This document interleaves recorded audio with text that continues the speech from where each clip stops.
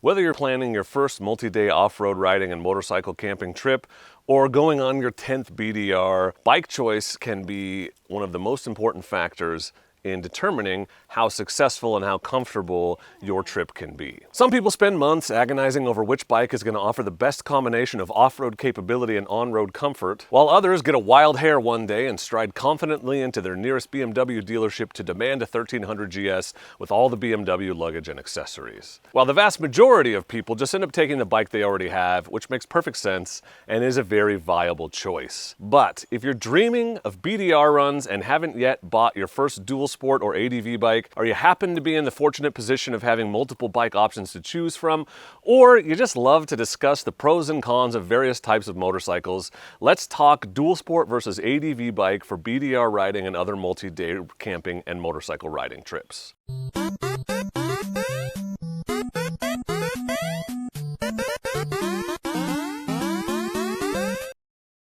Big shout out and thank you to Motocamp Nerd for sponsoring this video. In terms of where I'm coming from, I've done 5 full BDR runs, and here are the bikes I took on each run. My first BDR was the Washington BDR. I rode a Husqvarna Norden 901. My second was the Oregon BDR, and I rode a heavily modified Honda CRF 450L.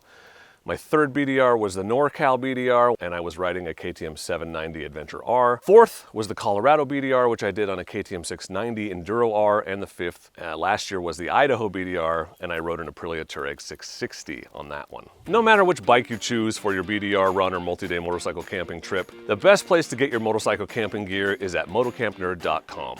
Motocampnerd.com has the world's best and most carefully curated selection of motorcycle camping gear. Every single piece of gear on the site is specifically chosen and tested by our founder Ben to meet the very specific needs of motorcycle campers. Motocamp Nerd also has a very informative and just incredibly well done YouTube channel with the most handsome host I think I've ever seen. He is super smart and hilarious, so if you haven't yet, make sure you pop over to the Motocamp Nerd YouTube channel to subscribe to that too. All of the gear that I've run on all of my BDR runs has come from Motocamp Nerd. These are quality, long-lasting setups built to stand up to the rigors of multi-day off-road riding conditions, multiple days stuffed in your bag, bouncing around, multiple nights sleeping in various different conditions, from very nice state campgrounds to a pull-out on the side of the highway.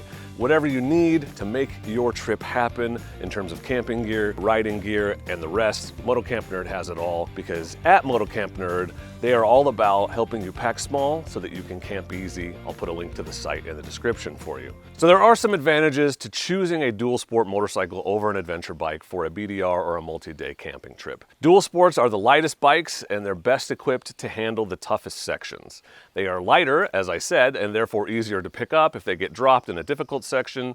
They tend to have simpler, more reliable engines with less technology to fail, although that is kind of changing with some of the newer bikes, and dual sports are typically cheaper to buy, own, and maintain than an adventure bike. Having said that, there are some serious cons to choosing a dual sport for a BDR or a multi-day camping run. And the biggest and most prevalent is fuel range. Most dual sports, that is 90% of them, have 2-gallon tanks. That is 100-ish miles. Many BDR sections are longer than 100 miles. Another big con of a dual sport for a BDR run or a big moto camping trip is that they are no fun to ride to the BDR and no fun to ride home. Yes, you can mitigate this somewhat, and many people do by trucking your bike to the beginning of the route, but unless you have a personal chauffeur, you still have to ride the length of a state, if you're doing a BDR, to get back to your truck when you finish. So unless you're doing a loop, you are going to spend some hours on the highway on the bike you choose for your BDR run. Dual sports have less capacity to carry gear, they have less carrying capacity, less places to mount things. They are less comfortable for long days in the saddle, and dual sports typically make it more difficult to mount a GPS or other navigation device. They don't have those handy GPS bars, and they often don't even have built-in charging ports. That's something you have to add yourself. That's a big con if you're trying to run a GPS and keep it charged the whole time on your trip. Now, if you choose an adventure bike for your BDR or multi-day camping trip, there are some big advantages there. Number one is fuel range. So it eliminates the biggest con of the dual sport because most ADV bikes have at least 4 gallons of fuel. That's 200 miles-ish of range. So you can attack most BDR sections comfortably, knowing that you're going to have plenty of fuel to get to the end. An adventure bike is more comfortable when you're riding on the trail trail, except maybe in the more difficult sections, but for the most part, you know, most of your day is not going to be the hardest parts, so you're going to spend the majority of your time being pleased that your bike is more comfortable. An adventure bike is way more comfortable on the highway to and from the BDR. You have more carrying capacity for gear and other luxuries. It is much easier to mount a GPS, plus many adventure bikes have multiple stock charging ports, so you can charge your phone and your GPS or whatever at the same time. And a lot of the modern adventure bikes have things like off-road modes, which can be super helpful in certain circumstances, can prevent you from making a big mistake and make it easier to ride some difficult sections. Having said all that, there are some disadvantages to adventure bikes for a BDR run. They are heavier and harder to ride on the more difficult sections. They're also harder to pick up when you drop them because they're heavier. They have more technology to fail or otherwise malfunction, and an adventure bike is way more expensive in general to buy and equip. Do you notice anything about those pros and cons? Yeah, each of the two choices has the exact opposite pros and cons. Each is very good at one aspect of the trip, but way less so for the other. Adventure riding is all about compromises, and you have to decide where on the sliding scale between capability and comfort you want to fall and what makes the most sense for you, depending on the route you're taking. So you have to think about the route and what is most important for the route you're going on. Not just the route itself, but the trip to and from it as well. To put it very simply, a dual sport is great on the tough off-road sections but sucks on the highway. An adventure bike is great on the highway but can be more difficult to ride on the tough off-road sections. So just to kind of illustrate this point, let's talk about my BDR runs and the bikes I chose and why I chose them. So the first one was the Washington BDR. I did that on a Norden 901, which is a KTM 890 Adventure. Same thing, really. The BDR sorts their routes into three categories. This is how they rate the difficulty now. So there's moderate, which is the lowest, challenging, which is the middle, and difficult. Washington is currently in the difficult category. On that trip, I had 9 hours of highway riding to the beginning of the route and 3 hours home at the end. With a relatively, not really short, but pretty short, comparatively, journey there and back.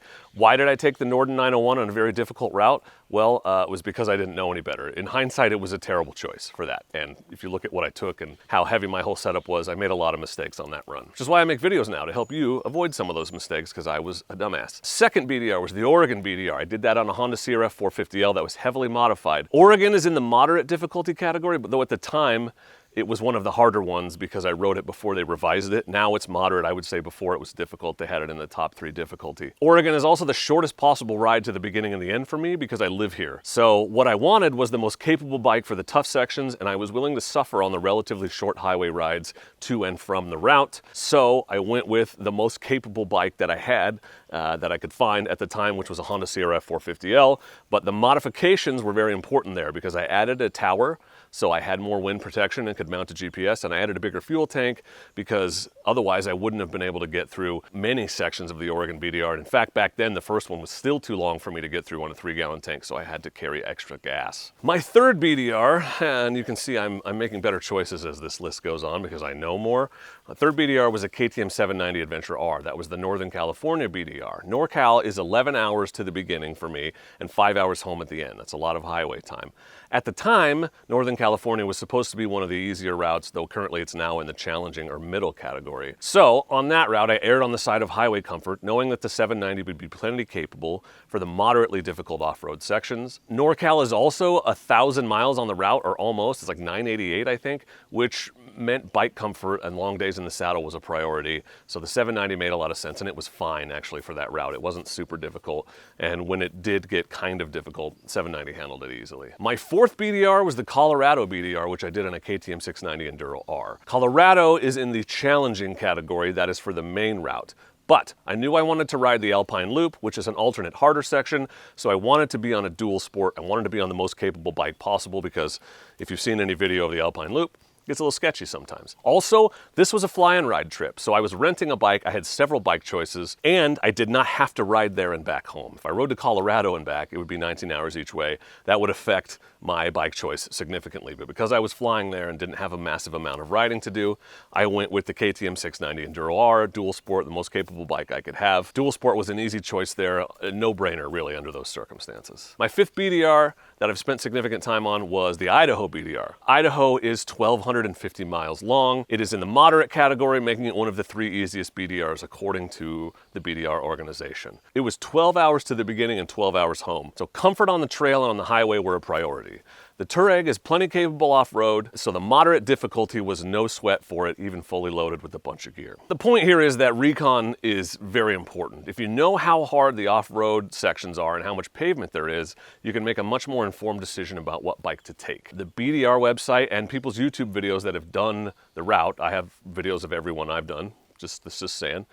Both of those things are very fabulous resources for kind of getting a sense for what the difficulty looks like. Also, the Facebook specific groups for each BDR are really informative and a great place to ask questions. So if you're unsure how hard the off-road sections are on your trip, if you're not doing a BDR, if you're planning your own route, or you're just not sure what this BDR looks like or where your skill level is, you may want to err on the side of off-road capability, or just plan on finding less strenuous routes if you get in over your head. There is no shame in rerouting. It is part of the adventure and almost always necessary. I've never done one of these runs where I didn't have to reroute in some way.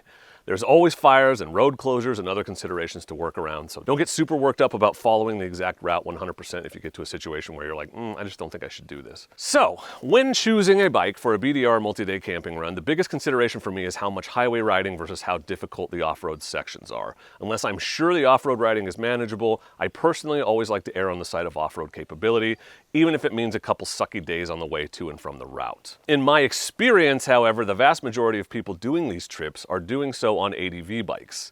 They are sort of the default choice for multi-day off-pavement riding and camping adventures. ADV bikes have the fuel capacity, capability, and comfort to both get you to and get you through a BDR adventure. Having said that, don't sleep on the dual sport option. You'll have to give up some comfort and either do some mods to increase fuel range or just plan on carrying extra gas, but that effort can be well worth it when you take on the more challenging sections and just generally move faster and have a much easier time than your big bike riding peers in the off-road sections. I always say the best adventure bike is the one you already have, and I stand by that. There are advantages and disadvantages to every bike, but you can do a BDR on pretty much any ADV or dual sport bike out there. This is not me saying that you need multiple bikes to choose from to do multiple BDRs. You can make what you have work every single time, but if you're trying to decide on a bike to buy and thinking about doing dual sport adventures, or you're in the position, like I said, where you can choose from multiple bikes, these are just some things that I consider when I have that option. What you ride matters, but not as much as you'd think. Plan ahead, be safe, ride your ride, and most importantly, just get out there and make it happen. So what do you think? What's best for BDRs? What's your process for choosing a bike for BDRs? Or do you just jump on the bike you have and go and hope for the best? Let us know in the comments. And thanks again to Motocamp Nerd for sponsoring this video and the channel and my upcoming new Oregon BDR trip, which you'll see here on the channel very soon.